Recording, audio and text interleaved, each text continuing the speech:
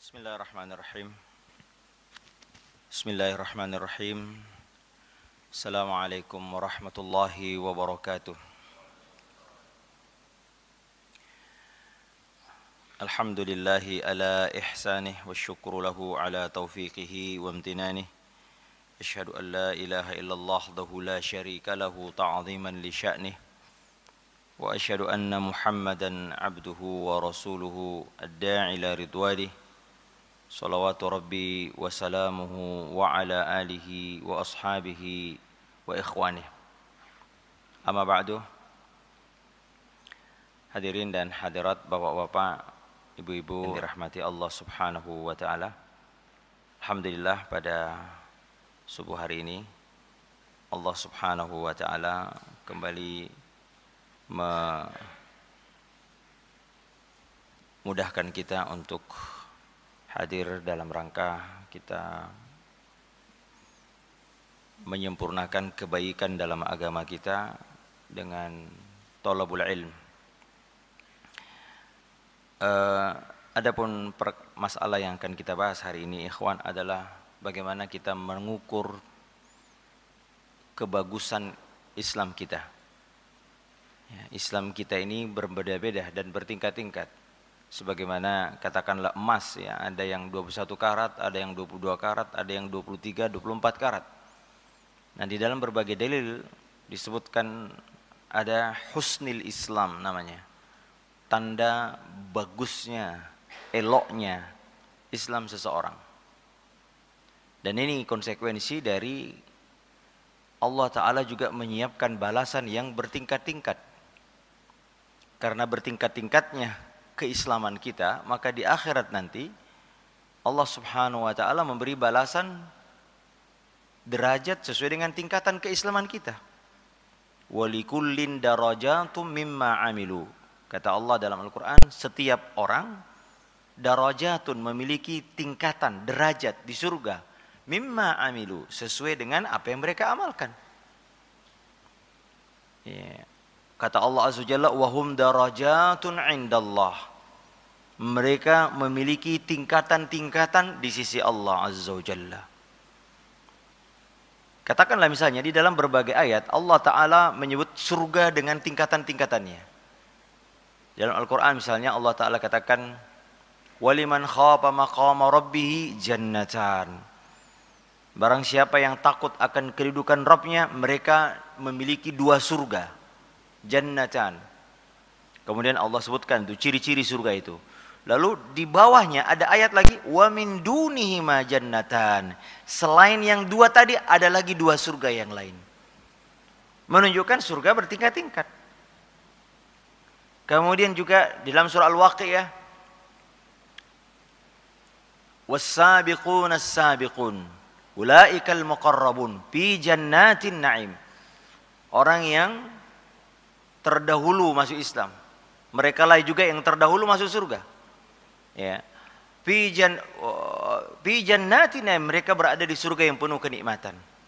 Lalu Allah sebutkan tuh, ya, gambaran surga yang bagi mereka tadi ini. Lalu setelah itu Allah Ta'ala sebutkan, wa ashabul yamin ma ashabul yamin. Tahukah engkau ada golongan kanan? Nah, golongan kanan memiliki surga yang lain juga. Jadi menunjukkan bahwa al-muqarrabun yang tadi, yang as-sabiqun, itu memiliki surga yang lebih tinggi daripada yang ashabul yamin. Nah, ini menunjukkan, ikhwan, ada ladang perlombaan. Fastabiqul khairat, namanya berlomba-lomba, berarti ada yang terbaik. Bukan sekedar beramal, jamaah. Karena kalau dunia saja kan ada perlombaan tuh. Siapa yang paling dia akan mencapai derajat yang tinggi. Maka untuk akhirat Allah Ta'ala menyuruh kita untuk berlomba-lomba. Wa bidzalika falyatanafasil mutanafisun. Dalam surah Al-Mutaffifin Allah sebutkan tuh kenikmatan surga. Setelahnya Allah katakan kepada kita, untuk itulah, yakni untuk surga yang tadi, kalian hendaknya saling berlomba-lomba.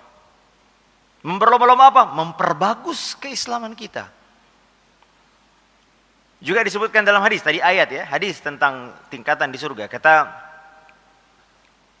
Nabi SAW, a'addallahu lil mujahidina mi'ata darajah. Atau kama qala, kata Nabi SAW, Allah Ta'ala menyiapkan orang yang berjihad, meninggal dalam jihad, surga dengan 100 tingkatan. Ma bainahuma, ma bainad darajataini kama bainas sama'i wal ard. Ya, antara satu tingkatan dengan tingkatan yang satu, kata Nabi, sebagaimana langit dan bumi jaraknya. Atau dalam hadis yang lain disebutkan, sebagaimana kalian melihat bintang di atas langit. Itulah tingkatan di atasnya. Jadi bukan kayak kita di apartemen, tingkat lantai 1, cuman naik tangga sedikit udah nyampe. Ini enggak.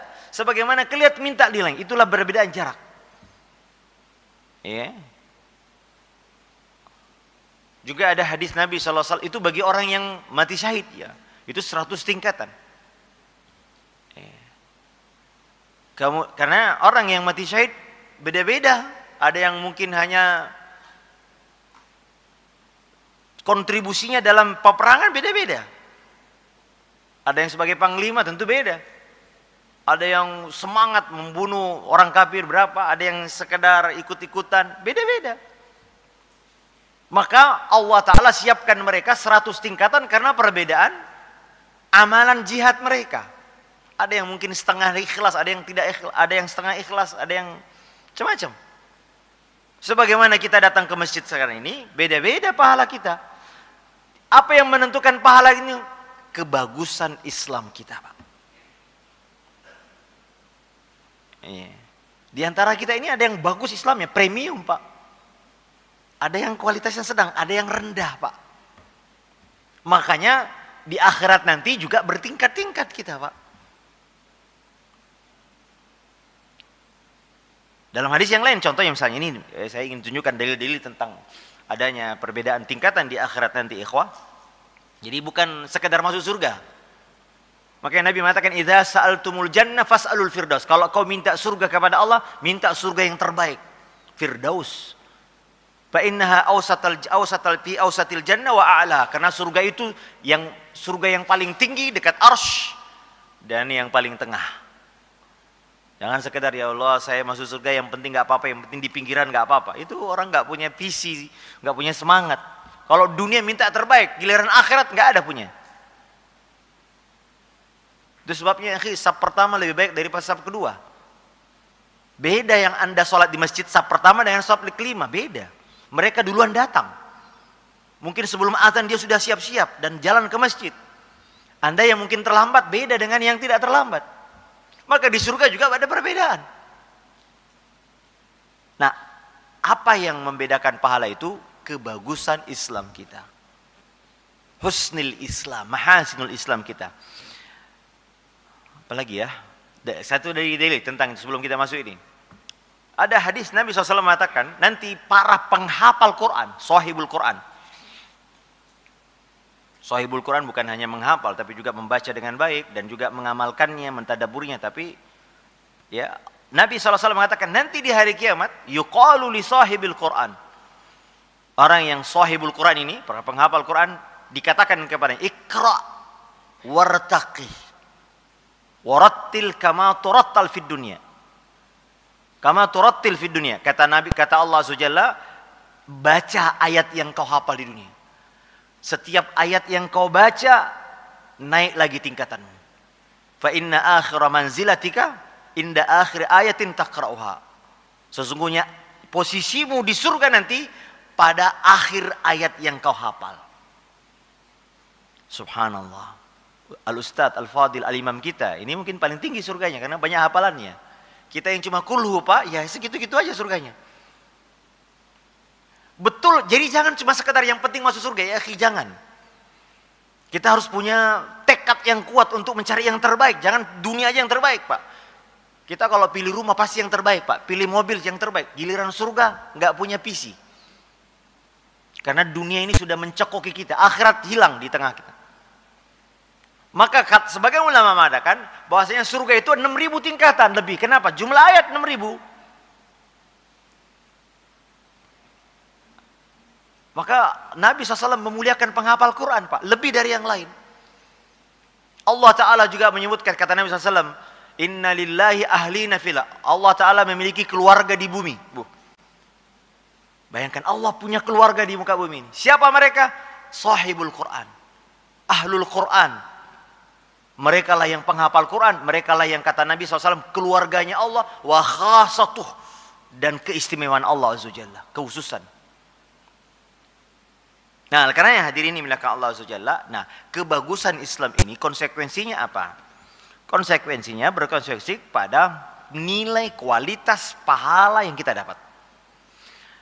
Ada hadis Nabi SAW, ya, dari Abu Hurairah radhiyallahu taala an, ya, di sini diriwayatkan oleh Imam Muslim rahimahullahu taala. Saya bacakan supaya semangat kita, Pak, mencari keislaman yang terbaik. Ya, bukan sekedar Islam ya begitu deh, ya. Kita nggak punya semangat meningkatkan kualitas keislaman kita. Dalam masalah dunia, Pak, kita kadang-kadang ada anggota apa, kita pengen anggota yang premium. Ya, ada kan keanggotaan berbeda-beda, ada yang dalam Islam pun juga harus mencari yang premium, Pak. Nah, lihat hadirin melakukan Allah. Kata Nabi SAW, ya, "Idza ahsana ahadukum islamahu." Jika salah seorang dari kalian bagus Islamnya, ya, elok Islamnya. Apa ciri-cirinya nanti, Pak? Ini sekarang muqaddimah dulu. Ini apa yang kita dapatkan dari kebagusan Islam kita. Maka Nabi mengatakan, "Fakullu hasanatin ya'maluha tuktabu bi asyri amsalha ila 700 dhi'fin." Maka setiap satu kebaikan yang dia lakukan dicatat dengan 10 pahala sampai 700 kali lipatnya. Wa kullu sayyi'atin tuktabu bimithliha, dan adapun dosa maka ia dicatat 1 dosa saja. Ya, dalam hadis yang lain, ya, saya bacakan dulu dari Abu Sa'id Al-Khudri radhiyallahu taala, Rasulullah SAW mengatakan dalam hadis yang sama, dalam makna yang sama, Nabi SAW mengatakan, kullu hasanatin, setiap, kalau orang bagus Islamnya, idza aslama al-abdu fahasuna islamuhu, kalau seorang masuk Islam dan bagus Islamnya, ya, Allah Ta'ala menjadikan satu kebaikannya kana azlafaha, satu kebaikan yang pernah dia kumpulkan, ya, dengan 10 kali lipat. Wa muhiyat anhu kullu sayyi'atin, dan dihapus darinya setiap kesalahan yang pernah dia kumpulkan. Subhanallah. Makanya ya akhi, perbagus Islam kita. Makanya ada sahabat Amr bin As ketika masuk Islam, sebelum dia berapa dia tarik tangannya. Kata Nabi, "Kenapa?" "Ya Rasulullah, saya ingin masuk Islam tapi ada satu syarat." "Apa itu?" Kata Nabi, Amr bin As sebelum masuk Islam orang yang banyak menghalangi dakwah Islam. Bahkan pernah ikut perang melawan Islam. Maka dia merasa, ya Rasulullah, saya ingin masuk Islam tapi syaratnya dosa-dosaku yang dulu kepada Islam itu diampuni oleh Allah. Kata Nabi SAW, awala tadri annal Islam yahdimu ma kana qablu. Tidakkah engkau tahu, wahai Amr, bahwasanya Islammu menghapus semua apa yang dulu. Itu kalau bagus Islam kita, Pak. Itu syaratnya. Kalau sekedar masuk Islam cuma KTP doang, ya enggak. Ya ada dihapus tapi tidak semuanya. Makanya Anas bin Malik radhiyallahu ta'ala, dulu para sahabat ada yang masuk Islam karena ini. Ada yang karena ingin rampasan perang, ada yang karena macam-macam dunia. Tapi kata Anas bin Malik, ini hebatnya sahabat, tidak berlalu pagi sampai sore kecuali kemudian Islam lebih kami cintai daripada dunia dan segala isinya. Tuh, Pak. Itu hanya 1 hari Islam sudah bagus. Kita enggak, udah bertahun-tahun Islam gitu-gitu aja Islam kita, Pak. Mungkin sebagian kita Islam karena keturunan. Ada yang masuk Islam karena ingin menikah dengan wanita muslimah. Tapi dia tidak meningkatkan, mengupgrade kualitas keislamannya. Harus di-upgrade, teman-teman. Teman-teman, bawa Pak. Kemarin ceramah habis di SMA jadi teman-teman. Nah, ini. Ya. Ya.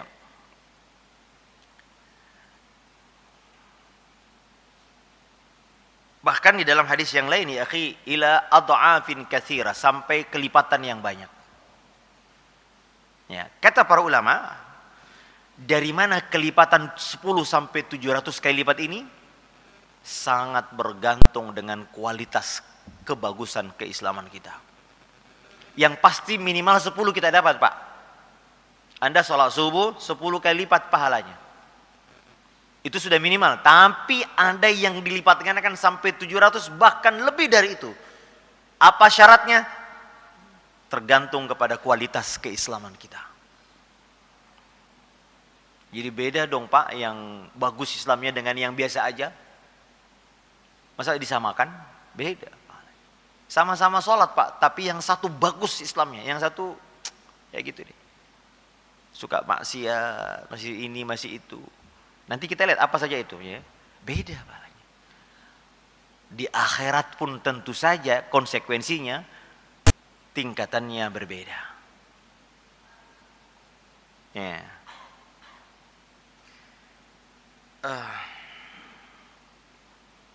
Baik. Itu Pak ya. Jadi ini motivasi bagi kita untuk memperbaiki keislaman kita Pak. Nah, apa saja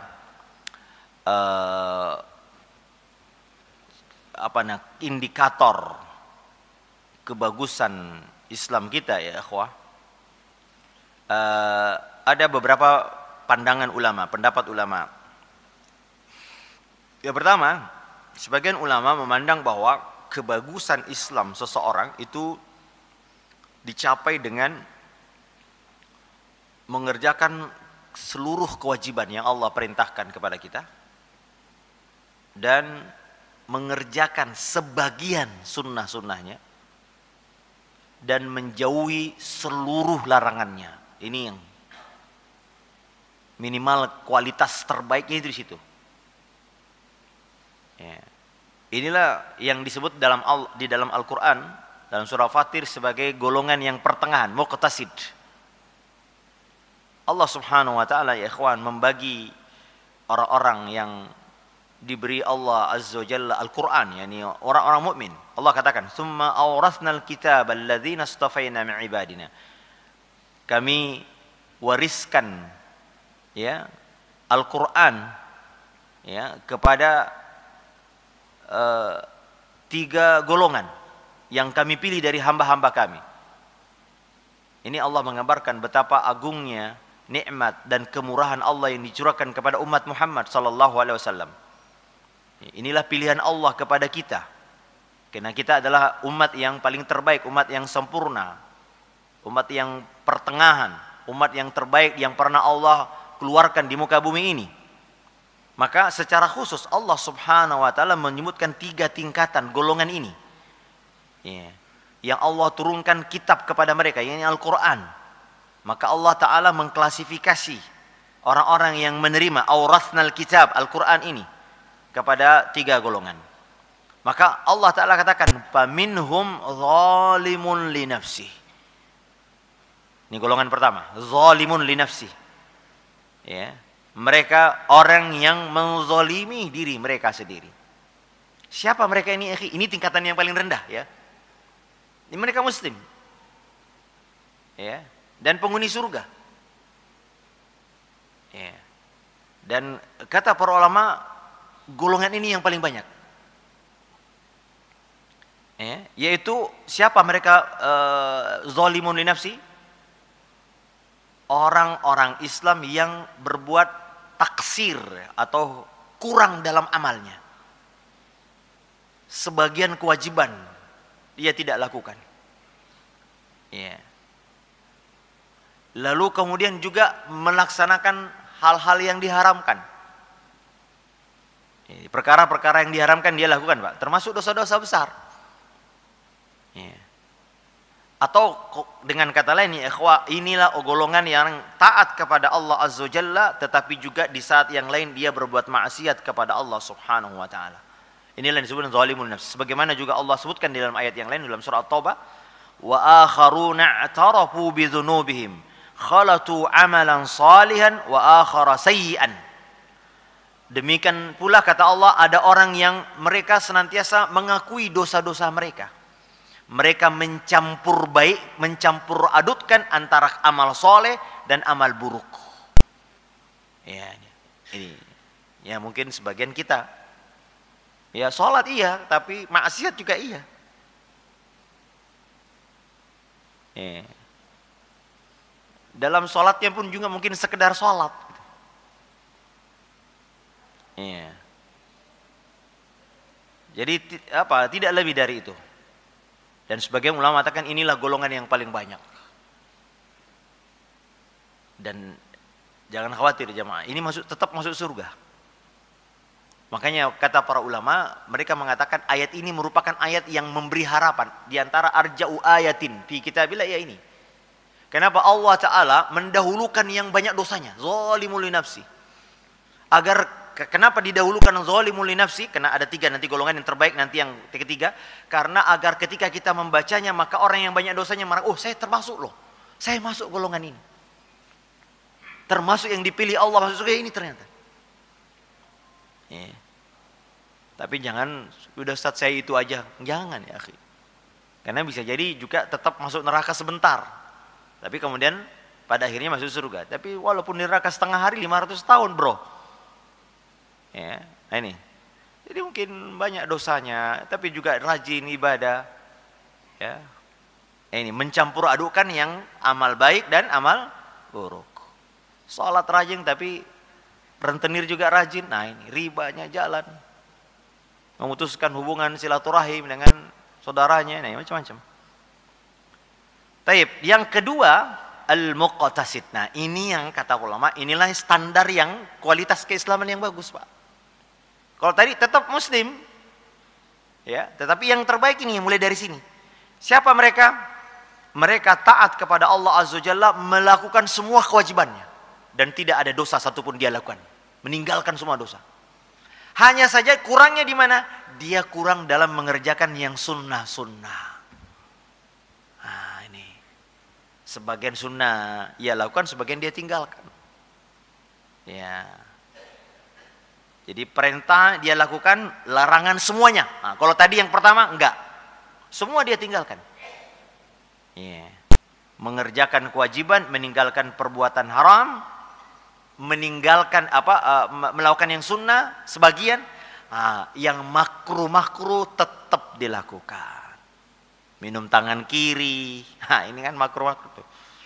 Kayak gitu-gitu. Tapi inilah standar keislaman yang bagus. Nah, tentu yang terbaik yang di atasnya Pak, sabiqum bil khairat. Senantiasa terdahulu dalam kebaikan. Ya, menjauhi melaksanakan yang wajib, sunnahnya oke juga Pak. Semoga kita termasuk ini. Menjauhi yang haram, makruh juga dia tinggalkan. Ya. Inilah yang premium Pak. Ya, jadi semua yang wajib kita lakukan, yang sunnah kita lakukan, nggak pandang. Kemudian yang makruh, apalagi yang haram dia tinggalkan. Nah, oleh karena yang hadirin dimuliakan Allah Subhanahu Wa Taala, inilah kemudian di ayat selanjutnya Allah Taala katakan jannatu adnin yadkhulunha. Mereka akan masuk surga Aden. 3 golongan ini. Masya Allah Pak ya. Ya ini menunjukkan bahwasanya. Nah, namun ya yang terbaik tentu yang pertengahan ke atas, muqtasidun. Ya.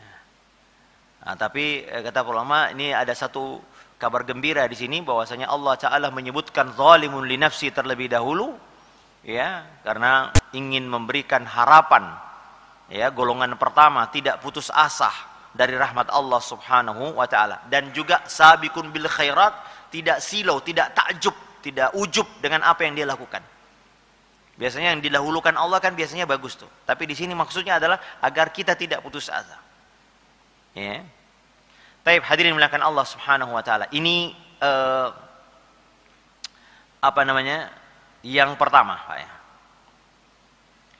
Kemudian di antara pendapat ulama, kebagusan Islam seseorang adalah ketika dia bisa merealisasikan derajat ihsan di dalam amal solehnya. Nabi SAW pernah didatangi Jibril dan Jibril menyebutkan tentang 3 tingkatan manusia, 3 tingkatan agama, maratibuddin. Yang pertama muslim, kemudian mukmin, yang ketiga adalah muhsin. Nah inilah Pak ya, siapa mereka ini muhsin ini? Nah, orang Nabi SAW menyebutkan anta'budallah ka'annaka tarah. Beribadah kepada Allah seolah-olah engkau melihatnya.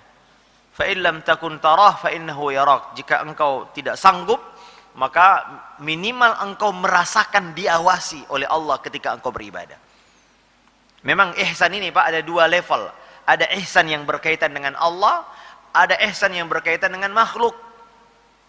Kita kan sering mengatakan berbuat ihsan, wabil walidaini ihsana. Berbuat ihsan. Kalau berkaitan dengan makhluk, maka maknanya adalah kita berbuat baik kepada mereka, menahan diri dari berbuat buruk kepada mereka, memberikan kebaikan berupa harta, tenaga, itu namanya berbuat ihsan, memberi yang terbaik gitu. Tapi berkaitan dengan ibadah kepada Allah, nah ini yang hadis Nabi SAW, yaitu apa? Ketika kita beribadah minimal 2 derajat ini, 2 level ini Pak. Level pertama, ini yang paling rendah, muraqabah.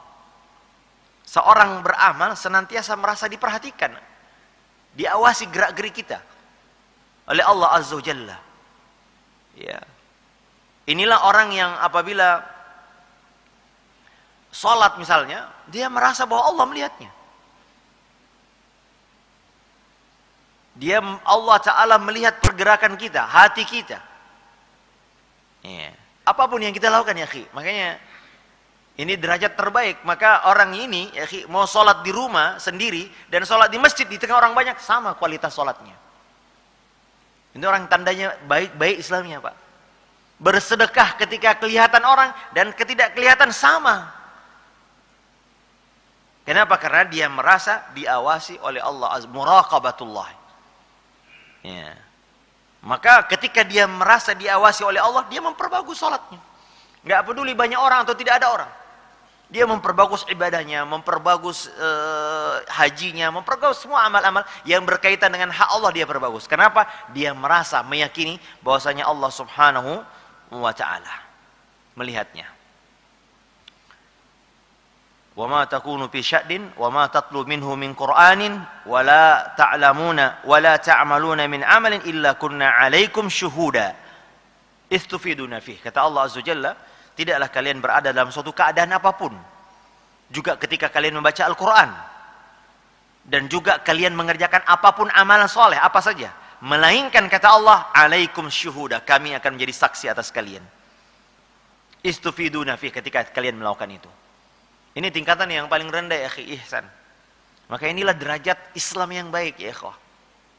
Mencapai derajat ini ya akhi, merasakan. Makanya ada ulama mengatakan, jika engkau berbicara, hadirkan bahwa Allah Ta'ala maha mendengar. Ya. Dan jika engkau diam, hadirkan bahwasanya Allah melihatmu. Itu ya akhi. Makanya Sami'un Alim itu nama yang sering diulang-ulang dalam Al-Quran. Karena nama ini yang sangat kuat mempengaruhi hamba untuk berbuat baik. Ya. Saya ulang sekali lagi, nama Sami'un Alim. Sampai-sampai Nabi SAW ketika menyebut nama Sami'un Basir, ya Sami'un Basir ya, bukan Sami'un Alim, Sami'un Basir, Nabi sebut begini, menggambarkan, tapi tentu tidak sama dengan kita, cuma Sami'un Basir, Sami' Basir. Maka akhi, ini nama yang harus kita tanamkan, hadirkan dalam diri kita, sehingga kita tidak berani berbuat maksiat. Kemudian ketika beramal, kita memperbagus amal kita. Kenapa? Kita yakin Allah melihat kita dan Allah mendengar kita. Makanya Nabi SAW pernah menegur sahabat yang berdoa, berteriak-teriak, meninggikan suara. Kata Nabi, irbau ala ampusikum, kasihan diri kalian. Kalian tidak berdoa dengan asam wa a'ma, yang tuli dan bisu dan jauh, tapi kalian berdoa kepada Allah, zat yang sami'an qariban, mendengar dan dekat. Nah, beda orang yang berdoa, ya Allah, ini lirih saja kita berdoa. Karena kita yakin Allah mendengar kita. Dan Allah dekat. Nah, derajat yang paling tinggi dari ihsan itu ada 2 derajat, tingkatan musyahadah. Ini yang paling top nih Pak. Apa itu? memperhatikan sifat-sifat Allah dan sifat-sifat itu mempengaruhi perbuatan dan amal kita. Melihat Allah di sini bukan melihat secara mata dengan mata kepala, ya, karena Allah tidak mungkin dilihat di dunia.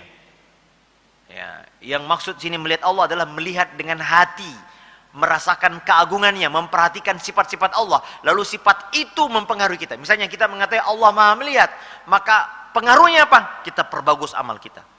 Kita mengatakan bahwa Allah Maha Rahman, Rahim, maka pengaruhnya kita cinta kepada Allah. Allah Ta'ala Maha mengampuni, Ghafurun, ya, maka pengaruhnya kita tidak putus asa untuk minta ampun. Jadi seluruh sifat-sifat Allah itu kita perhatikan dan mampu mempengaruhi kualitas amal-amal kita. Itu yang terbaik. Namanya musyahadah. Oleh karena hadirin yang dimuliakan Allah Subhanahu wa taala, inilah tingkatan yang ihsan ini. Nah, selanjutnya, ya, makanya berusahalah ikhwan, yakni mempelajari, mentadabburi nama-nama dan sifat-sifat Allah. Kita ini, akhi, inilah pondasi, bahkan kata Syekh Abdul Razak dalam bukunya Fikih Asmaul Husna, di antara pondasi agama, pondasi dini adalah mengenal nama-nama dan sifat-sifat Allah Azza wa Jalla. Ini yang banyak kita lalaikan, ya, akhi. Kita hanya sholat, puasa, beribadah, tapi kita tidak memiliki feeling ketika beribadah. Rukun ibadah ada 3, cinta, takut, dan harap. Ini rukunnya ibadah. Jadi setiap apapun ibadah yang kita lakukan, ikhwan, harus ada ini. Cinta, rasa cinta kepada Allah, takut kepada Allah, berharap kepada Allah. Nah, dari mana datangnya 3 perkara ini? Mengenalnya. Apa yang dikenal? Nama-namanya, sifat-sifatnya. Mentadabburi nama-namanya. Allah Ta'ala memiliki nama-nama yang banyak. Walillahil asma'ul husna. Maka derajat kualitas keislaman langsung melejit tinggi, Pak. Beda dengan orang yang tidak mengenal nama-nama Allah Azza wa Jalla. Ya sholat aja begitu aja. Nggak ada gregetnya, jamaah. Maka orang yang sholat dengan mengenal nama-nama Allah, dengan lalu melahirkan sifat-sifat khusyuk, tunduk, takut, bergetar. Kita kalau disebut nama Allah, kalau orang mukmin, kata Allah Azza wa Jalla, idza dzukirallah wajilat qulubuhum. Bergetar hati kita, takut hati kita. Dari mana datangnya? Karena kita sudah mengenalnya. Nah, dari mana mengenalnya? Allah mengenalkan dirinya dalam Al-Quran, nama-namanya. Qul huwallahu ahad, Allahu la ilaha illa huwal hayyul qayyum, dan lain sebagainya. Maka ikhwan, hendaknya kita mengalokasikan waktu sejenak untuk mempelajari ini. Rasakan, kata para ulama, kualitas amal kita berbeda. Ada perbedaan. Yang selama ini biasa-biasa, tapi setelah Anda mendalami, mentadabburi, baca itu nama-nama, sifat-sifat Allah, lalu kemudian lihat penjelasan ulama Ahlus Sunnah ketika menjelaskan tentang itu, insyaallah kualitas ibadah kita langsung berbeda. Ini yang memperbagus keislaman kita. Makanya, akhi, bedanya dulu para sahabat dengan kita, mereka menyebut nama Allah sebentar, kita 20.000 kali, biasa aja. Cuma di lisan aja, Pak. Makanya Umar bin Abdul Aziz kata istrinya Fatimah, Umar bin Abdul Aziz, ya, yang sering-sering disebut sebagai Khalifah kelima Ar-Rasyid. Kata istrinya, suami saya nggak banyak berzikir, nggak banyak. Tapi kalau dia berzikir menyebut nama Allah, ya seperti orang yang mau mati. Saking takutnya kepada Allah Jalla wa'ala. Kita beribuan kali subhanallah, ya biasa-biasa aja. Kenapa? Karena mereka kualitas pemahamannya terhadap mentadabburinya nama Allah luar biasa. Beda sama kita, Pak. Berzikir sampai 2000 kali, biasa aja. Karena kita nggak paham itu, cuma di lisan aja. Ada menupulu para sahabat, sholatnya 2 rakaat itu berkualitas banget. Beda sama kita, ya. Kenapa? Kualitas, beda kualitas. Ya, maka berusahalah ikhwah meraih derajat ihsan ini. Merasa diawasi Allah, atau seolah-olah kita melihat Allah, yaitu melihat, memperhatikan nama-nama dan sifat-sifat Allah, lalu mempengaruhi keadaan kita. Maka keislaman baik bukan hanya dalam ibadah mahdhah, Pak, dalam ibadah di luar, Pak, akhlak. Kita akan menjadi orang yang amanah, jujur, pemimpin yang jujur. Kenapa? Kita merasa diawasi. Taib. Terakhir, nah, ada pendapat ulama yang mengatakan bahwasanya kebagusan Islam seseorang itu bertingkat-tingkat. Masing-masing orang berbeda tingkatannya. Besarnya pahala dan keutamaan tergantung tingkatan kebaikan. Kalau tadi ini yang minimal Pak, yang 2 tadi ini. Tapi ternyata ya ini yang pendapat yang lebih kuat bahwa bertingkat-tingkat. Terus dengan makanya tadi saya beri pengantar bahwa surga pun Allah Ta'ala siapkan bertingkat-tingkat. Nah, ada satu hal yang ingin kami sampaikan yang berkaitan dengan salah satu tanda di dalam hadis yang diriwayatkan oleh Abu Hurairah radhiyallahu taala an, diriwayatkan Imam At-Tirmizi, Ibnu Majah dan lainnya. Nabi SAW mengatakan di antara tanda bagusnya Islam seseorang, min di sini litab'id, tab'idiyah, bahwasanya sebagian, jadi bukan hanya ini. Nah ini dan ini fenomena yang banyak sekarang. Kenapa saya bahas ini ikhwah? Karena tanda ini yang banyak ditinggalkan manusia sekarang. Apa itu? Kata Nabi SAW, di antara maksudnya sebagian tanda bagusnya Islam seseorang, kata Nabi SAW, tarkuhu ma la ya'ni, meninggalkan perkara yang tidak bermanfaat. Ini di antara Pak ya. Maka kalau Anda ingin mengukur kualitas kebagusan, keelokan Islam kita, lihat seberapa besar kita meninggalkan hal-hal perkara yang tidak bermanfaat bagi diri dan agama kita. Nah, hadirin yang dimuliakan Allah Subhanahu wa taala, Al-Imam Ibnu Rajab, yakni di sini artinya apa? Yakni dalam bahasa artinya sesuatu yang menjadi perhatian besar kita. Syiddatul ihtimam, itu namanya yakni. Ya, maka kalau ada tanda kenafian, ada huruf nafi di dalamnya, maksudnya tidak bermanfaat baginya. Ma la ya'ni, meninggalkan perkara-perkara yang tidak bermanfaat baginya. Nah, apa saja? Ikhwan, a'azani Allahu wa iyyakum, ini standar. Jadi standar yang digunakan manfaat bukan standar kita, tapi standarnya adalah syariat. Karena Nabi mengatakan min husni islamil mar'i, di antara tanda keislaman seseorang meninggalkan tidak bermanfaat. Ini menunjukkan bahwa patokannya, standarnya yang harus kita gunakan untuk menilai apakah ini bermanfaat atau tidak adalah syariat Islam. Bukan menurut selera kita, hawa nafsu kita. Anda tanya perokok, Pak, perokok apa? Oh, manfaat Pak. Ya itu tanya hawa nafsunya pasti manfaat. Tapi kalau tanya syariat Islam, nggak ada bagus-bagusnya sama sekali. Ya, Pak ya. Jadi bukan hawa nafsu kita ya, bukan selera kita. Karena Nabi mengatakan husni islamil mar'i, menunjukkan bahwa standarnya adalah syariat Islam. Nah, kayak lihat seberapa jauh kita meninggalkan ini. Semakin jauh berarti semakin top Islam kita. Makin keren Islam kita. Tapi kalau tidak, ini introspeksi muhasabah. Mari kita segera perbaiki kualitas keislaman kita. Apa saja? Al-Imam Ibnu Rajab rahimahullah ta'ala dalam kitabnya Jami'ul Ulum wal Hikam menyebutkan diantaranya meninggalkan beberapa perkara. Di antara kata beliau al-muharramat, dosa, maksiat. Enggak ada bagus-bagusnya maksiat itu. Madaratnya di dunia lebih-lebih di akhirat. Itu yang banyak. Tapi kita lihat banyak orang sibuk dengan maksiat. Inilah orang kafir, Pak. Setiap hari yang dia pikirkan, pikirannya untuk maksiat. Bagaimana korupsi. Ini orang celaka ya, akhi. Perkara yang paling tidak bermanfaat, dosa maksiat.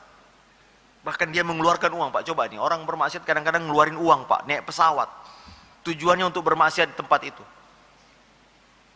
Habis waktunya, akhi. Inilah orang yang paling celaka. Nah inilah, akhi, minimal orang yang bermaksiat ini orang yang disempitkan dadanya, hatinya gelisah. Kata Nabi SAW, innal abda idza akhta'a khati'atan nukitat fi qalbihi nuktatan sauda. Dikasih titik hitam, Pak. Satu kali dosa titik hitam. Sampai kemudian hati kita menjadi gelap. Tidak bisa membedakan mana yang baik dan mana yang buruk. Wa man a'rada an dzikri fa inna lahu ma'isyatan dhanka. Kata Allah, siapa yang jauh dari peringatan kami, kehidupan yang sempit. Kehidupan sempit, kata Imam Ibnu Katsir, maksudnya walaupun dia hidupnya mewah tapi disempitkan aja, gelisah, tidak bisa tidur, Pak. Stres, galau hidupnya. Kenapa? Dosa.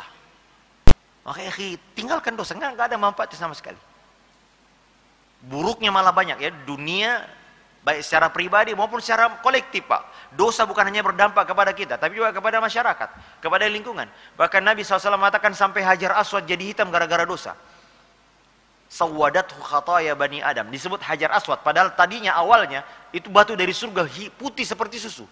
Karena bisa jadi hitam. Kata Nabi SAW, dosanya anak Adam membuat jadi hitam. Bagaimana kalau hati yang ada di dada yang melakukan dosa? Kalau di luar saja itu bisa terpengaruh, Pak. Dari mana datangnya paceklik, hujan nggak turun-turun? Dosa, kata Nabi SAW. Dari mana datangnya wabah penyakit menular seperti corona ini? Dosa, kata Nabi SAW. Ini kacamata kita sebagai orang beriman. Kacamata orang ateis nggak ada. Orang beriman, kata Allah Azza wa Jalla, wa ma asabakum min musibatin fabima kasabat aydikum. Apapun musibahmu karena dosamu. Itu banyak ayat yang seperti ini. Ini nggak ada. Makanya Pak, ini yang perkara yang tidak dosa.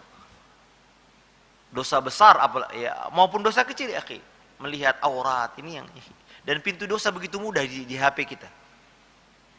Tiap buka HP, medsos, ada aurat, ada TikTok, ada Facebook, ada Instagram. Lihat aurat, istri orang kita lihatin. Ya. Maksiat mata.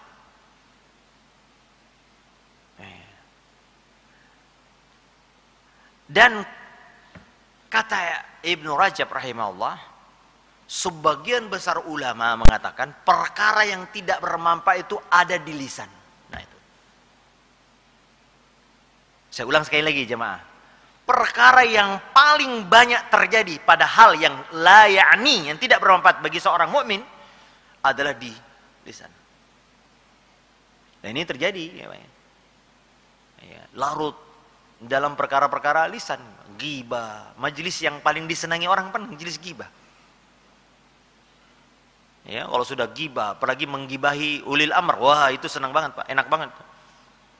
Ada kasus ini, waduh, di komentar banyak. Coba Anda posting gibah terhadap pemerintah, wah itu banyak komentar. Padahal belum tentu benar, ya, belum tentu benar. Artis digibah, wah macam-macam. Makanya Nabi SAW mengatakan, pernah ditanya, man najat, apa itu keselamatan? Kata Nabi SAW, ya, ada 3, amsik alaika lisanak. Tahan lisanmu. Sekarang Pak, kita buka medsos kan selalu ada komen, Pak. Komentar kan. Yang tadinya kita nggak pengen komen. Dulu sebelum ada medsos, Pak, orang mau gibah susah. Harus ngumpul dulu. Sekarang bisa di kamar kita sambil gibah, cekikikan. Ya, ikhtilat online. Ya, cewek juga ini, wow semua. Komentar ini, komentar itu. Ada satu komentar kita mungkin bermaksiat. Kata Nabi SAW, innal abda la yatakallamu bil kalimah la yulki laha balan. Ada orang yang mengucapkan suatu kalimat yang enggak dia anggap penting itu kalimat. Padahal kata Nabi, kalimat itu membuatnya masuk neraka. Inilah kita, Pak, enggak dipikirin dulu. Kalau kita ngomong. Nonton sekarang, Pak, nonton ini, nonton, dengar orang debat ini, debat itu, habis waktu kita, ya. Ya. Ini yang paling banyak ya. Maka amsik alaika lisanak. Kemudian yang kedua kata Nabi, waliyasa'ka baituka. Betahkan dirimu tinggal di rumahmu. Ya, alhamdulillah di pandemi ini kita nggak banyak dosa, Pak. Di rumah mulu. Tapi adanya internet jadi susah juga ini. Waliyasa'ka baituka, karena fitnah banyak di luar, maka kita tinggal di rumah. Maksudnya sebagian ulama katakan maksudnya tinggal itu jangan kepo urusan orang. Kemudian kata Nabi SAW, wal tabki ala khati'atik. Banyak-banyak menangisi dosamu, jangan menangisi dosa orang. Inilah kita, akhi. Di antara hal yang tidak bermanfaat adalah mengurusi aib orang. Semua orang dicari-cari kesalahannya. Sibuk mencari kesalahan pemerintah, sibuk mencari kesalahan ustadz, sibuk mencari ketergelinciran orang. Apa aja dicari. Sementara aibnya sendiri, wow, nggak pernah diperhatikan. Ya akhi, ya dosa kita banyak banget. Tapi kalau dosa orang nampak, tapi dosa kita nggak. Suuzonlah kepada diri, husnuzon kepada orang lain. Jangan dibalik, Pak. Suuzon kepada orang lain, husnuzon kepada diri. Saya udah bagus kok, saya baik. Jangan. Suuzon kepada diri. Wala tuzakku anfusakum, kata Allah, jangan kalian merasa dari suci. Huwa a'lamu bimani taqwa. Dia yang paling tahu mana yang bertakwa. Pokok dari keselamatan memperbaiki diri adalah merasa diri kurang, ikhwah. Itu pokoknya. Merasa diri kita ini banyak kekurangannya, merasa diri kita ini tidak sempurna. Itulah insya Allah kita bisa menjadi lebih baik. Tapi kalau sudah merasa bangga diri, sudah merasa hebat, merasa sempurna, sulit. Nah ini ikhwana azani Allah wa yakum, ini kita banyak Pak, dia terlibat nih. Ya, masalah-masalah seperti ini. Ya, maka akhi, di antara hal yang tidak bermanfaat ini juga sibuk mengurusi urusan orang. Aduh ya Allah, apalagi sekarang status orang kita lihatin. Oh, kayak apa namanya kalau orang lagi cari-cari status orang. Urusan orang kita ini, terus kita komenin. Kalau bermanfaat sih tidak apa-apa ya akhi. Mungkin status orang yang baik, tokoh-tokoh agama, Masya Allah, Barakallah fiqh Ustaz, tidak apa-apa. Tapi yang hal-hal remeh-temeh kita komentari. Ya akhi, sibuk ngurusin orang lain, akhirnya apa? Kewajiban kita sebagai suami, kewajiban kita sebagai hamba kepada Allah terlalaikan. Karena apa? Kebanyakan nyibuk urusan orang. Gak bermanfaat, sehingga apa? Aib kita gak diperbaiki. Tetangga dikomentari. Sibuk melihat tetangga beli apa itu. Waduh, kita sendiri akhi, ya, bacaan sholat aja belum beres Pak. Kita sibuk ngurusin utang pemerintah, tapi kita sendiri sholat at-tahiyatu apa artinya nggak tahu. Bacaan sujud kita hanya itu-itu aja, kita nggak tahu. Kualitas ibadah kita gitu-gitu aja. Masih Al-Quran belum pernah khatam. Hadis-hadis banyak yang kita nggak tahu. Terus kita mau sibuk ngurusin orang lain. Urusi diri kita. Kata Nabi, alaika bi khasati nafsik. Hendaklah kalian sibuk mengurusi urusanmu diri sendiri. Urusan orang lain kita, artis cerai kita urusin. Kita bikin pemain bola, wah tahu apa namanya taktik strategi 4-4-3, 4-4-2. Oh ini pemain bola, dia tahu latar belakang. Dulu top skor berapa, dia tahu semua. Sahabat Nabi ditanya, dia nggak tahu. Siapa sahabat Nabi yang 10 dijamin masuk surga? Nggak tahu. Ya Allah Akbar. Ditanya rukun Islam, dia nggak tahu. Maratibuddin, apa tingkatan agama? Apa itu Islam, itu iman, apa itu ihsan? Dia nggak tahu. Ya mengurusi orang lain hebat, tapi ngurusin keluarganya sendiri, istrinya nggak tahu, dia nggak urusin, anaknya nggak tahu bagaimana bacaan murojaah, apa nggak pernah diurusin. Wal iyadzubillah. Oleh karena akhi ya, inilah min husni islamil mar'i ya, tarkuhu mana. Keelokan Islam diukur dengan bagaimana kita menghabiskan waktu kita. Ya. Jika banyak hal yang bermanfaat, baik. Tapi kalau tidak, bermanfaat di sini tentu bermanfaat untuk dunia. Misalnya maslahat dunia. Seseorang yang mencari kerja, dia mungkin mengupgrade dirinya agar bisa lebih kompeten dalam kerjaannya. Itu bagus. Dalam rangka apa? Mencari maisha untuk keluarganya. Yang dengan maisha itu dia mungkin tidak mengemis-ngemis. Yang dengan maisha itu dia bisa beribadah, dia bisa naik umroh, dia bisa bersedekah. Lalu dia meningkatkan kualitas, dia ikut pelatihan ini, dia training ini, dia update ini. Itu bagus Pak.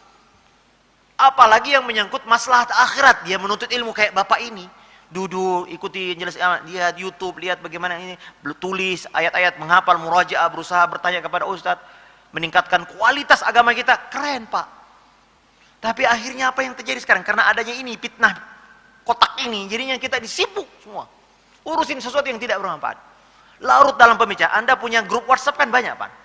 Ada grup TK, alumni SD, alumni SMP, alumni umrah, alumni haji. Subhanallah banyak. Satu komen kita sibuk komenin juga. Habis. Tadinya mau zikir pagi petang nggak jadi. Kenapa? Karena lihat Facebook. Kapan terakhir kita menghatamkan Quran, Pak? Tapi kalau menghatamkan Facebook, menghatamkan medsos, waduh luar biasa gitu. Maka tanda keislaman kita, ikhwan, adalah jangan sibuk mengurusi perkara yang bukan urusan kita. Urusan kita menjadi hamba Allah aja udah banyak Pak. Hafalan Quran minimal 2 juz kalau kita ini. Karena kita jadi laki-laki imam Pak. Ini kuluha aja dan kawan-kawan kalau ini. Tapi kalau waktu untuk ngurusi sesuatu yang tidak dapat, kok ada? Maka perbaiki kualitas keislaman kita ikhwan. Ya. Kata Nabi, hadis riwayat Tabrani, wa alaika bi khasati nafsika. Hendaklah engkau sibuk dengan urusan privasimu. Ya, fokus perhatikan kewajiban kita sebagai hamba, kewajiban kita sebagai, ada kewajiban-kewajiban sebagai yang melekat pada diri kita, hak orang lain yang melekat pada diri kita, hak seistri kita didik, haknya anak kita didik, sebagai pemimpin haknya rakyat, fokus. Maka hendaknya ada saya tutup luput dari kita semua. Nah, Hadza wallahu taala a'la wa a'lam wa sallallahu ala nabiyyina wa ala alihi wa sahbihi wasallam. Jam berapa syuruk, Pak? Sudah masuk syuruk belum? Sudah ya? Namun sedikit lagi 1 menit. Ada hal yang dikecualikan dari pembicaraan, Pak. Ya, dalam Al-Quran Allah katakan la khaira fi katsirin min najwahum. Tidak ada kebaikan dari sebagian besar pembicaraan. Allah Ta'ala katakan fi katsirin, menunjukkan sebagian besar pembicaraan itu enggak ada manfaatnya. Ngobrol ini, ngobrol itu. Illa, ada pengecualiannya. Nah ini, jadi supaya jangan salah paham, Pak ya. Illa man amara bi sadaqatin aw bi ma'rufin aw islahin bainan nas. Kecuali pembicaraan yang mengajak manusia kepada kebaikan, memperbaiki, mendamaikan manusia, menyuruh orang bersedekah, itu boleh. Ya, jadi tidak semua amar ma'ruf nahi mungkar tidak termasuk ini. Amar ma'ruf nahi mungkar kalau kita sibuk mengajak manusia untuk kebaikan, maka ini bermanfaat. Bukan suatu yang tercelah, tapi yang tercelah yang tadi, yang tidak ada manfaatnya sama sekali. Ya akhi, hidup kita ini hanya sementara. Between 60 to 70. A'mar ummati baina 60 la 70 sampai 70 tahun, Pak, rata-rata hidup kita ini. Ya, karena itu jangan habiskan di antara perkara yang sering dilalaikan manusia, nikmat sehat dan nikmat waktu luang. Fokuskan, kata Nabi SAW, ihris ala ma yanfa'uka. Bersemangatlah pada perkara-perkara yang bermanfaat. Semangat, ihris itu semangat, Pak, bertekad kuat. Ya, wasta'in billah, dan minta kepada Allah, wala ta'jaz, jangan lemah. Maka ini yang dapat kami sampaikan, ikhwan, mudah-mudahan kita bisa meningkatkan kualitas ya, kebagusan keislaman kita, yang dengannya insyaallah Allah Ta'ala menempatkan kita di derajat yang terbaik di sisi Allah Subhanahu wa Ta'ala. Amin ya rabbal alamin. Barakallahu fikum. Sallallahu ala nabiyyina wa ala alihi wa sahbihi wa sallam. Ada pertanyaan Bapak? Silahkan, akhi.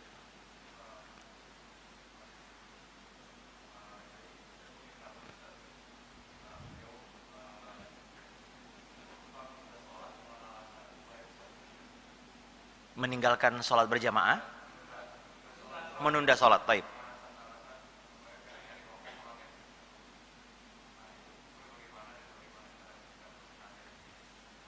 Barakallahu fikum. Ya akhi, bagus sekali pertanyaannya, Pak.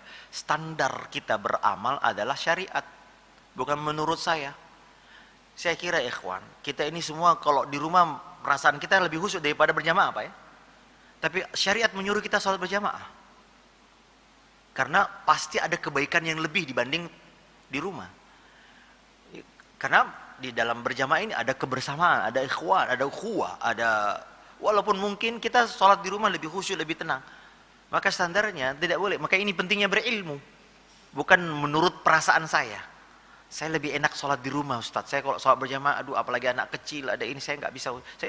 Tapi terus di mana perintah Nabi yang mengatakan berjamaah kalian? Bahkan Nabi SAW mengatakan, kalau boleh saya cari rumah orang yang nggak sholat berjamaah, saya bakar rumahnya. Nah, maka berusahalah sholat mengikuti perintah Allah, lalu kemudian kita tundukkan perasaan dan akal kita, lalu berusaha memperbaiki amal kita. Nah, memang terkadang Nabi SAW menunda sholat berjamaah itu, tapi yang berhak adalah imam, bukan menurut kita. Kalau imam mengatakan, Nabi SAW pernah menunda sholat duhur karena panas sekali, tapi Bilal tunda, ini panas orang. Pernah Nabi SAW menunda sholat isya sampai ke pertengahan terakhir ya, sepertiga terakhir, sepertiga awal terakhir gitu. Tapi itu imam yang mengen, bukan kita. Ya, saya kalau khusyuk, Ustaz, saya sholat sendiri, saya nggak mau sholat berjamaah, paling ribut. Nah ini, terus kapan kita sholat berjamaahnya? Sekali lagi, akhi, jawabannya adalah, standarnya adalah syariat agama kita. Ya. Apalagi dalam sholat berjamaah ini, akhi, Masya Allah, menghilangkan sifat sombong. Orang sombong susah sholat berjamaah. Kenapa? Siapa samping saya? Ini milih-milih. Ini tukang becak, jangan ini. Kita ini semua hamba Allah Azza Jalla. Ya. Tentu pelaksanaan sholat berjamaah juga sesuai syariat, Pak. Nah, ada juga Ustaz, saya sulit berjamaah. Kenapa? Bacaan zikir sesudah sholatnya keras-keras, kita nggak bisa sholat macam-macam. Imamnya begini bacaannya ini. Itu beda perkara, ya. Ya makanya akhi juga pentingnya fikih sholat berjamaah. Ya, karena sebagian kita di Indonesia ini yang nggak paham fikih sholat berjamaah. Ya, imamnya dorong-dorongan. Imam harus ditetapkan, nggak boleh dorong-dorongan. Imam ditetapkan oleh pengurus masjid. Kapan qomat? Ketika imam sudah maju. Jangan jamaah yang nyuruh, qomat. Ini ada acara nih, nggak bisa. Imam yang punya hak kapan boleh qomat, kapan tidak qomat. Kalau qomat masih sedikit, kata imam, bentar. Imam yang punya hak. Ya. Kemudian Nabi SAW menyuruh kita di masjid khusyuk. Jangan ada, kata Nabi, jangan ganggu saudaramu dengan bacaan Quran. Sebagian kita, akhi, antara azan qomat, muazzinnya malah baca sholawat. Kita mau sholat sunat terus gimana? Jadi saya memahami ada sebagian orang nggak nyaman itu. Karena pelaksanaan sholat berjamaah belum sesuai dengan syariat Islam. Belum lagi kadang-kadang 1 jam sebelum azan, mikrofon udah ngaji, Pak. Ya, jam 4 subuh udah ngaji tuh. Gimana orang mau sholat tahajud di rumah? Ya, kemudian habis subuh ngaji lagi, Pak, mikrofon. Yang boleh keluar dari masjid apa saja sih, Pak? Kata ulama hanya azan dan qomat. Qomat pun diperselisihkan. Azan saja yang boleh keluar. Qomat, sebagian ulama berbeda pendapat. Ini qomat untuk siapa? Untuk yang di luar masjid atau yang di dalam masjid? Dalam masjid. Karena mereka yang berkepentingan ini udah mau qomat. Ada pun yang di luar masjid udah percuma. Ya kan? Tapi di Indonesia 1 jam sebelumnya, sesudah sholat, mikrofon juga.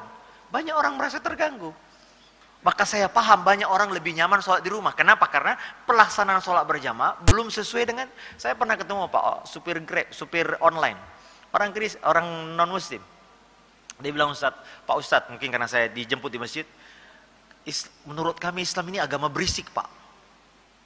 Itu siang malam, itu ya mulai dari pengajian ibu-ibu, sampai kapan kita istirahat katanya. Apa harus selalu teriak-teriak katanya. Islam yang seperti ini yang mereka pahami, Pak. Padahal Nabi SAW di masjid gak boleh suaramu jangan. Kenapa? Ada saudaramu yang sedang berdoa dan sholat. Tapi kita, akhi, Masya Allah, masjid ini ya, gak bisa kita khusyuk bertetangga dengan masjid. Banyak orang menghindari. Kenapa? Berisik, Ustaz. Saya ketemu ada seorang pilot. Ustaz, saya pindah nih. Saya punya bayi, tapi jam 4 udah corong masjid itu keras banget. Habis maghrib sampai isya corong. 20 menit, 30 menit sebelum azan udah ngaji, keras banget. Kita kalau ada tamu nggak bisa ngapa-ngapain. Istrinya komplain ke pengurus masjid, Pak, tolong dikecilin, Pak. Bapak, ibu ini Islam atau setan katanya. Suara ngaji kok gini. Ya gimana, orang mendengar Quran kan ada saatnya. Tidak setiap orang harus diperdengarkan Quran. Maka berusahalah kita melaksanakan sholat berjamaah dengan baik, Pak. Saya di masjid dekat rumah saya pernah dijemput oleh salah satu supir yang ya belum ngaji gitu. Tapi dia bilang, Ustaz, saya setiap sholat di masjid Ustaz dekat rumah itu kayaknya lebih tenang, lebih khusyuk. Kenapa? Orang habis sholat, habis azan tenang, semuanya sibuk berdoa masing-masing, nggak ada yang ngobrol. Terus sholatnya rapat, nyaman, bacaan imamnya, Masya Allah, kayak Ustaz kita tadi, enak, nikmat, nggak terlalu lama, juga nggak terlalu cepat. Nah yang begini, itu fitrahnya orang awam nih, orang awam dia, Pak, supir. Nah ini ada orang sholatnya cepat, Pak. Kadang-kadang kita, Pak, sholat berjamaah cepat, tapi zikirnya lama, doanya panjang. Ini salah kaprah. Harusnya ketika sholatlah kita sungguh-sungguh berdoa. Adapun selesai sholat ya silakan ya, ada yang mau mungkin punya hajat mau pulang. Tapi kadang-kadang kita nggak enak pulang karena imamnya zikir. Dianggap kalau pulang dianggap, wah ini orang munafik nih, orang belum selesai. Padahal kita mengikuti imam hanya selesai setelah salam saja. Pas setelah itu silakan. Walaupun yang afdal kita bertiga, tapi kalau ada hajat, ada tamu, ada apa, silakan tinggalkan. Makanya Pak, orang Indonesia ini paling susah kalau suruh berdoa sendiri. Karena kebiasaan di Indonesia dipimpin berdoanya. Saya kalau bawa jamaah haji, jamaah umrah, Pak berdoa masing-masing. Aduh Ustaz, apa nih doanya? Kenapa kebiasaan kita dituntun doa? Padahal doa itu ibadah sendiri, Pak. Memang dalam Islam kadang-kadang ada doa yang, saya sholat Jumat, tapi itu pun mengaminkan sendiri-sendiri. Nggak usah ngangkat tangan. Sholat istisqa, khutbah, ya boleh kita berdoa. Imamnya berdoa kita aminkan dalam hati. Atau imam sedikit diri. Tapi selebihnya doa masing-masing. Apa yang terjadi, Pak? Kita ini kadang-kadang kalau suruh berdoa ketika wukuf di Arafah, ya coba lihat Pak, Bapak yang pernah haji. Kalau di kemah Indonesia, itu kalau wukuf Pak, perang speaker. Wah, ustadznya yang baca doa, jamaahnya tidur. Adapun kita seharusnya yang Pak, sebetulnya adalah khusyuk sendiri berdoa. Itu yang baik. Maka banyak orang awam Pak, ketika masuk masjid, ngeper masuk, ini apaan? Tapi lihat, fitrahnya orang ini Pak, orang kayak ada tatonya. Masuk, kok kayaknya lebih enak ya sholat itu. Kalau dia jemput saya itu senang sholat ini. Masjidnya bersih, tenang, nggak ada suara anak-anaknya, kita juga rapikan. Ini membuat orang ini. Tapi kalau orang yang nggak tahu agama masuk masjid, ini suara berisik, ini orang ini, ya jelas Pak. Saya lebih nyaman di rumah, saya paham. Tapi itu juga keliru. Berusahalah sholat berjamaah, karena sholat jamaah pendapat yang kuat wajib hukumnya. Ada yang mengatakan sunnah muakkad, tapi pendapat yang kuat menurut kami adalah wajib hukumnya. Berdosa Anda kalau sholat di rumah nggak ada uzur. Nah, namun jadi satu sisi saya paham Pak, banyak orang nggak lebih nyaman, tapi satu sisi juga banyak pelaksanaan sholat berjamaah yang tidak sesuai dengan. Antara azan qomat cepat Pak, dia azan, dia manggil kita, dia yang ninggalin kita Pak. Ya kan? Oh iya, Allah sholat kan dimanggil itu. Kita datang ya udah Al-Fatihah. Ya beri, kata Nabi, beri kesempatan orang mandi. Alhamdulillah di masjid kita ini berapa menit Ustadz? Antara azan qomat untuk subuh? 20 menit, Masya Allah Pak.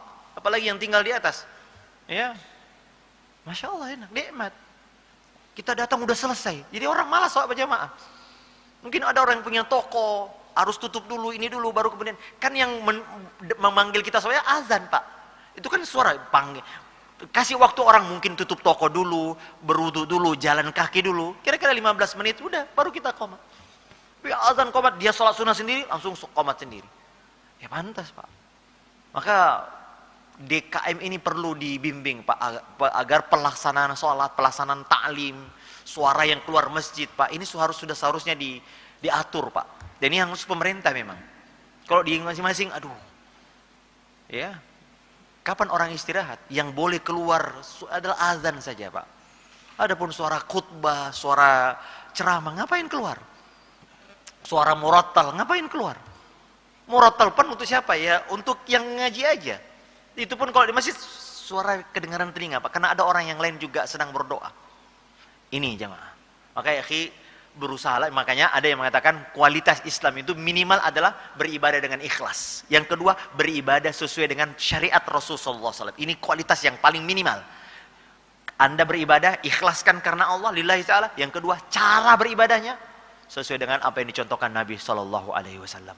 Baik, ini yang dapat kami sampaikan. Kita tutup dengan doa kafaratul majlis. Subhanakallahumma bihamdika asyhadu an la ilaha illa anta astaghfiruka wa atubu ilaik. Wassalamualaikum warahmatullahi wabarakatuh.